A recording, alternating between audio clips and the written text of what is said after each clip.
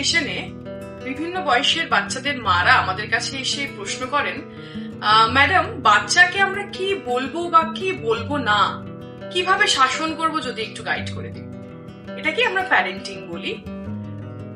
তো সেখানে আমরা আজকে এই ভিডিওতে আলোচনা করব বাচ্চার সামনে বাচ্চাকে শাসন করতে গিয়ে ঠিক কি কি কথা বলবেন না।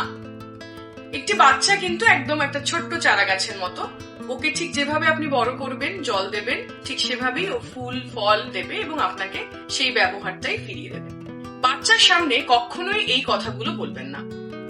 তোর দ্বারা কিচ্ছু হবে না, পড়াশুনো তো হলোই না, খেলাধুলোও তোর দ্বারা হবে না, তোকে এবার আমি একা রেখে চলে যাব, থাকবি একা একা, আমি আর বাবা বাড়ি থেকে বেরিয়ে চলে যাব, তোকে নিয়ে আর পারছি না, তোর ওই বন্ধুটা এত ভালো রেজাল্ট করলো, তুই কেন পারলি না, তোকে বড় করতে গিয়ে আমার শখ আহ্লাদ সব জলাঞ্জলি দিয়ে ফেলেছি, আর ভাল লাগছে না, তোর জন্য আমাকে সব ছাড়তে হয়েছে।